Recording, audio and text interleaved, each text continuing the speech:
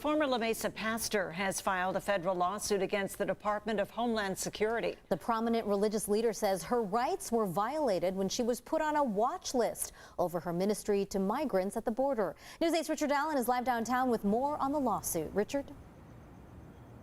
And Marcella and Barbara Lee, this lawsuit here claims that targeting Reverend Kaji Dalsha is part of a nationwide effort by the U.S. government to silence the voice of anyone, even a prominent Christian minister who dissents from the administration's immigration policies.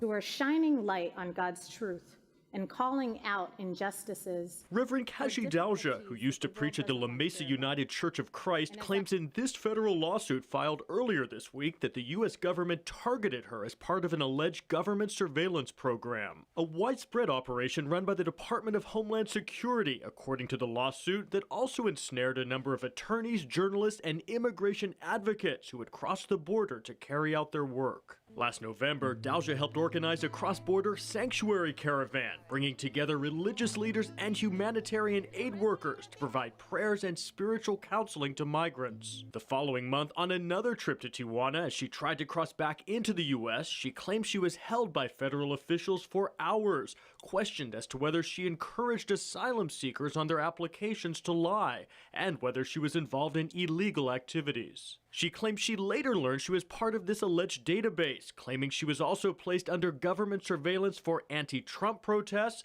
as well as an Ash Wednesday prayer vigil dedicated to migrants seeking asylum. According to the suit, the alleged surveillance has interfered with her ability to work with migrant communities who have fled violence in their own countries, leading to her church canceling a legal clinic for asylum seekers, out of fear it could lead to arrest, detention, or even deportation for those whom the church sought to serve.